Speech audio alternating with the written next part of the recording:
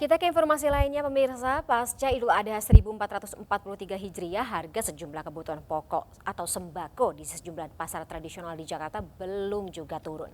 Di Pasar Selipi misalnya, harga cabai justru melonjak hingga berkali-kali lipat. Ketersediaan minyak goreng kemasan rakyat atau minyak kita juga telah habis. Berikut laporan selengkapnya dari Cahmar Haenda dari Pasar Selipi, Jakarta Barat. Pemirsa, harga sejumlah kebutuhan pokok ataupun sembako di sejumlah wilayah yang ada di DKI Jakarta ini masih terpantau tinggi pasca Idul Adha 1443 Hijriah. Salah satunya kami juga memantau di Pasar Selipi, Jakarta Barat, sejumlah kebutuhan pokok ataupun sembako ini masih terpantau tinggi. Di antaranya yang paling banyak diperbincangkan adalah cabai keriting merah.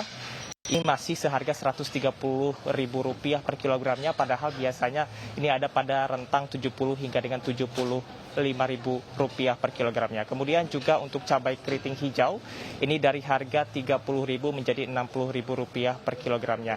Dan kami juga memantau untuk harga tomat dari harga Rp20.000 ini masih ada pada rentang Rp25 hingga dengan Rp30.000 per kilogramnya.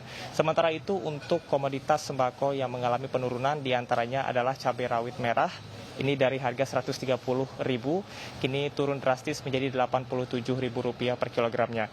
Dan untuk bawang seperti bawang merah dan juga bawang putih ini ada pada angka Rp80.000, kini turun menjadi Rp67.000 per kilogramnya.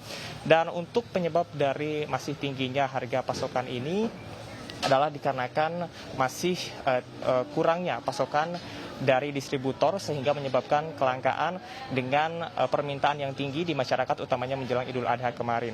Dan untuk minat pembeli hingga dengan saat ini masih terpantau sepi. Kami memantau dari pagi memang untuk intensitas pembeli masih relatif sepi dan tidak terlalu banyak.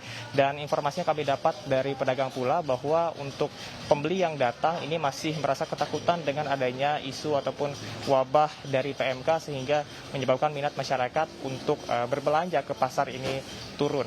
Dan untuk ketersediaan dari minyak kita ataupun minyak goreng subsidi dari pemerintah ini juga masih terpantau belum disediakan kembali. Dari seluruh kios ini hanya satu kios saja yang diberikan pasokan sebanyak 5 jerigen, dan untuk satu jerigennya ini berisi 12 liter dan sudah habis terjual oleh masyarakat. Dari Jakarta, Cahmar Haenda, Rizky Julianto, Sigit Aryo, iNews melaporkan.